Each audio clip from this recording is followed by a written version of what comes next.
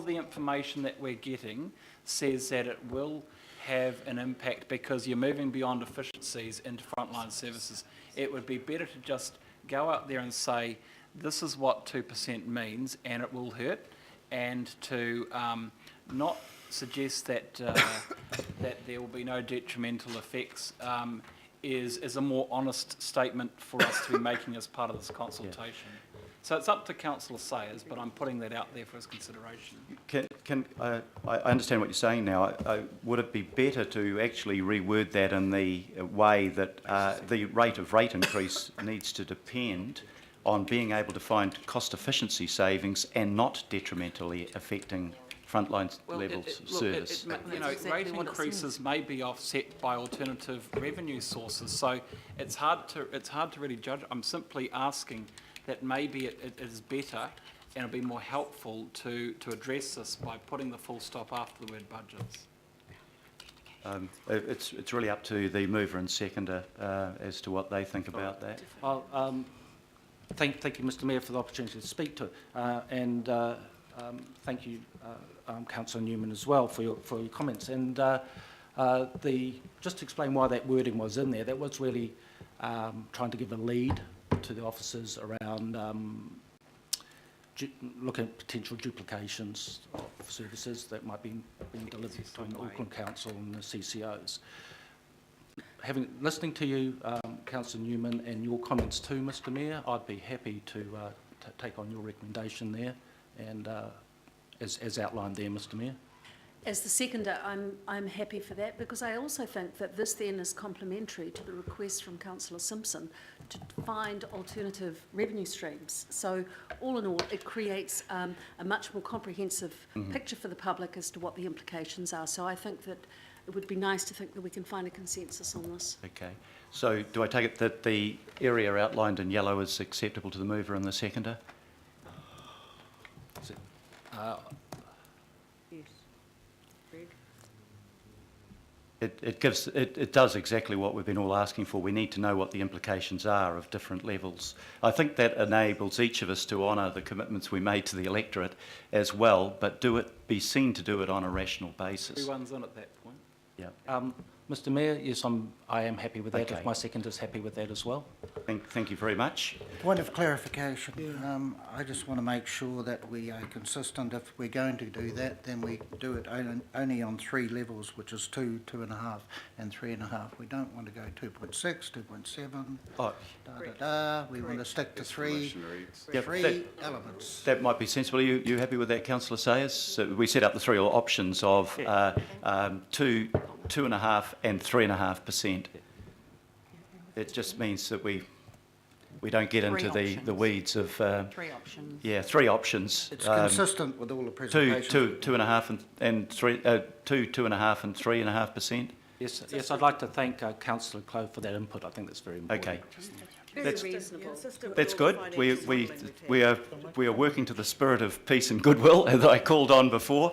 I will put that amendment. I think we've got the final form of it now. We're just all those in favour, please say aye. Aye.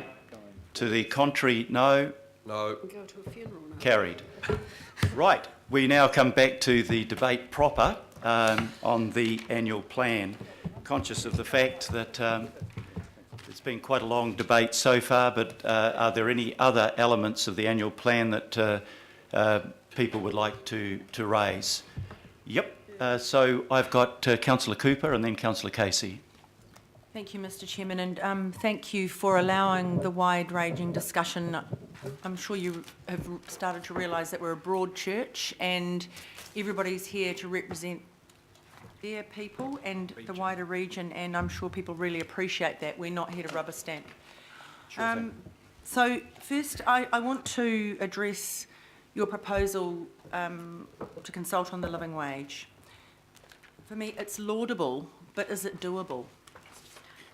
You yourself have said on Tuesday, were at pains when I asked about how we deal with our CCOs, to make sure there was a business case, and there has to be a business case. Everything has to be spelled out. We have to know if it's doable. And you also just said, just a few minutes ago, and a resolution's easy to pass. It's easy to pass a resolution, but you have to live with the consequences. And so for me, I'm asking you to make sure that when you put this out for consultation, that you have the business case. The truth is there about the impacts on all of our council group, the flow-on effects. One example, RFA. So it's going to be about $1.5 million a year impact on them, and that is, so, and we can ask them to absorb it. Does that mean that they actually, put the prices up for families going to the zoo? They can't feed the animals less. Do we raise ticket prices for shows and events? Do we raise venue hire costs, which means when we're asking that CCO to be self-funding and generate alternative funding streams, we've had huge conversations about that, alternative funding streams. How will that affect them? I've been speaking to somebody who works in the hospitality and venue industry, and they said that will raise their costs 30%. So what we need to actually look at, tell people, is this going to make our facilities into white elephants by making them unattractive for promoters and events and conferences to actually hire our facilities? Will they become white elephants and go into our zoo? So there's huge impacts here. The other part of it is, and I think Councillor Stewart was trying to allude to that, this is going to have local board impacts as well, because they use their funding for our local music and parks, movies and parks, and a lot of that is they employ students over the summer period to actually run those events. So those costs will increase. And so the very things that our people really, really love, the very families who can't afford to go to paid events, we may be reducing those, or local boards will have to make tough calls on how many of those they do. So those are the things I'm looking at. Yes, of course we may affect some families slightly favourably, but what about the 1.5 million people in the region who we're here to serve? And that's my concern. It's not about trying to make it hard for people. It's about actually what are the flow-on effects. So I would really like to see a proper business case. I'd like the truth to be told to the public about how this affects us. Affects our council group itself. It affects at least one of the our RFA, and it may well affect ATEED. ATEED actually put on free events as well and promote those sorts of things. So in our council surveys, those are some of the things that people love the most about what we're doing in Auckland. They absolutely love them. But also one of the other things that, we've got people, and also we're dropping our sponsorship because we can't use alcohol sponsors, we're going to gambling, even chocolate we won't be allowed to use soon. So the other streams to actually sponsor these events, it just makes it tougher and tougher, and then we have to pay people even more. And I know that these students really value those jobs in the holidays. They really value, and they don't have families for the most part, but they really value being able to get out there, get experience, and actually get some money over the holidays, and it allows us to deliver those events. So the very revenue streams we need to increase may now be hobbled. We're shooting ourselves in the foot. So for me, Mr. Mayor, I'm asking you, do the business case, show the region-wide benefits, show the benefits to the ratepayers and renters who pay rates in their rents of the living wage, show the true impacts to our council revenue, and also when we reduce their ability to raise money, we actually reduce our ability to keep the ratepayer costs increases down. In short, tell the full story, not just the sound bites. Thank you. Sure, we'll be doing that. Councillor Casey. First of all, congratulations, Phil Goff, as the Mayor. I'm delighted with your budget, and there's two aspects to it I'd like to talk about. When you asked to see all councillors in your first week in office, I give you a wish list of 5 things. 2 of them are addressed in your budget. My wish list was, number 1, The living wage for the council group, including contractors, nearly there. Second was an age-friendly city, nearly there. The third was a rainbow tick for the Auckland Council group. And the fourth was a regional action plan to address homelessness. So today in this budget, we've got the start of the living wage for the council group and its contractors, and we've got the regional action plan to alleviate homelessness. I want to talk about both of those. The first, the living wage, there is a scar on my soul with regard to the living wage. And it happened 3 years ago in this room. And Len Brown, I won't remember him for his affair, because it's neither here nor there as far as I'm concerned, but what I will remember him for was on the same night he got his censure, he failed to shepherd through the living wage vote.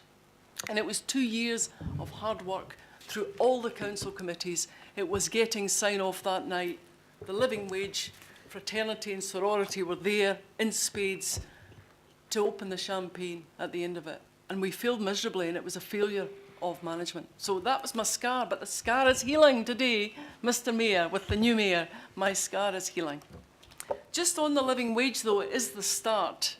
And we all recall great debates in this chamber. And what I remember, I'll always remember, is the debate on the Peace City and Dick Quacks and his Kumbaya. The other one I'll remember is Leslie Ellie, who sat over there and told everybody in the chamber how hard she and her husband work. Leslie Ellie cleans our toilets in the town hall for $15.60 an hour. She's still doing it. She's still doing it. And she will continue to do it for the next 3 years for that same amount, because she's not in your current package. She's a contractor. And she's not here today because she's at a school function, or she would be. She told us how she and her husband have to work multiple jobs and not see their kids because they can't put food on the table. The main causes of poverty in Auckland, and I know we don't talk about poverty very much, Councillor Cooper, but the main causes of poverty in Auckland are not enough wages and the high cost of housing. So what we're doing by paying our 2,200 staff the living wage is showing the way to every other employer in Auckland that we're doing the right thing by the people who work for us. And these 2,200 people should have got that living wage 3 years ago. So it's a wee bit, no, it's a wee bit, it's coming. The second thing I'd like to talk about is, Councillor Lee raised it, is the $500,000 to alleviate homelessness in the city. The importance of coordination has raised its head because there's been much media speculation and comment about what we do about homelessness. Lots of great people have got great ideas, and they're approaching all kinds of people and elected members to put them through. What we need is a concerted, agreed plan to alleviate homelessness across the region. We haven't got that. And what the role of council will be is to make sure our spend, which is $500,000, is directed to the places it should be. Agreed between government agencies, LifeWise, the City Mission, the Sallies, and the homeless people themselves. So where is the need? How is it best addressed? And I'm hoping we can do that within the first year, so that the next 2 years we look at the spend and we do the work that makes it happen. So we have a target in our Auckland plan to end rough sleeping by 2020. That's 4 years away, but with everybody in this room, that can happen. And that's what experts keep telling us. We can't do it alone, so we won't take our foot off the gas on getting the government to do their part, which is to legislate, to make sure that everybody has a home, to count properly the number of people who don't, and to make sure that they fund the evidence-based programmes that work. So we're helping with that. Thank you very much, Phil Goff. I am so glad you are in that chair. Thank you very much, Councillor. And you kept within 10 seconds of your speaking time limit as well. Councillor Collins. Thanks, Mr. Mayor. I wanted to also congratulate you on raising the issue of the living wage for consultation amongst the public. I only have one issue with the living wage and its rationale, and my issue is that it's based on some thinking and numbers around 2 parents and 2 children. Well, in the main, we know that the data tells us from the Statistics Department that for Pacific families, it's 2 parents and 4.5 children. But whilst that might be my only problem with it, I think this is an excellent move. I think there are some great benefits, Councillor Cooper, to a living wage. What it does is it sends some of our schools, some of our kids who are going to school in South Auckland, it sends them to school with food in their stomachs, which means they can learn. It means that we can have a lot of our people, Māori and Pacific, live a whole lot longer because they'll be earning more money, and we know that there's a huge impact on the lives that these people live and the longevity or the shortgevity of the way they can live because of the amount of money that's coming into our home. This, for me, is an issue of leadership that you're showing, Mr. Mayor, but leadership for a council that needs to be caring and compassionate.